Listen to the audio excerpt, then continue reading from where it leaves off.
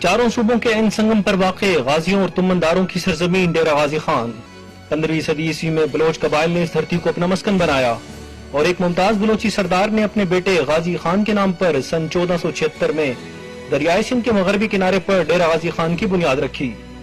یہ علاقہ شمالی ریاستوں افغانستان اور ایران سے گزرنے والے قافلوں کی گزرگاہ بھی تھا، جو غازی گھاٹ کے مقام پر کشتیوں کے ذریعے دریائے سندھ کو عبور کر کے ملتان کا رخ کیا کرتے تھے، جس بنا پر اسے ڈیرہ کہا جاتا تھا۔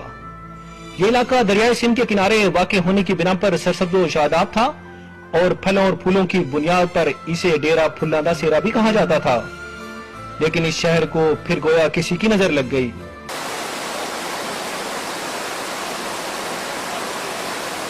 اور سن 1887 میں دریائے سندھ کی لپیٹ میں آنا شروع ہوا۔ بالآخر 1908 میں یہ تاریخی شہر ہمیشہ کے لیے دریائے سندھ کا حصہ بن گیا۔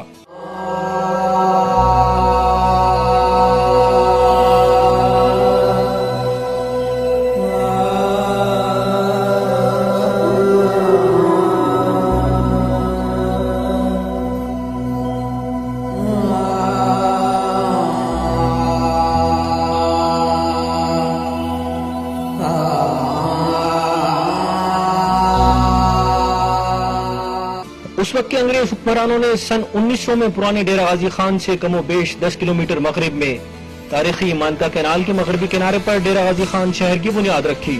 نقشہ گریڈ آئرن پیٹرن کے مطابق بنایا گیا، یعنی سیدھی گلیاں اور بازار ترتیب دیے گئے۔ شہر کو بلاک سسٹم میں تقسیم کرنے کے ساتھ ساتھ بلاکوں کی تعداد 50 رکھی گئی اور ہر بلاک میں 5-5 پرلے کے 112 گھروں کی گنجائش بنائی گئی۔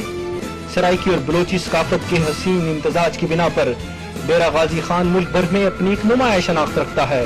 پرانے ڈیرہ غازی خان سے نئے ڈیرہ غازی خان کے لیے ہجرت کا عمل 1906 میں شروع ہوا اور یہ عمل 1910 میں مکمل ہوا۔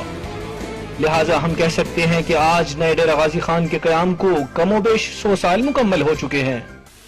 ڈی جی خان کے قیام کو 100 سال کا عرصہ گزرنے کے باوجود تعلیم و صحت سمیت بہت سے شعبوں میں محرومی کا شکار یہاں کے عوام ایک روشن مستقبل کے منتظر ہیں۔ یاسر شیخ، ARY نیوز، ڈیرہ غازی خان۔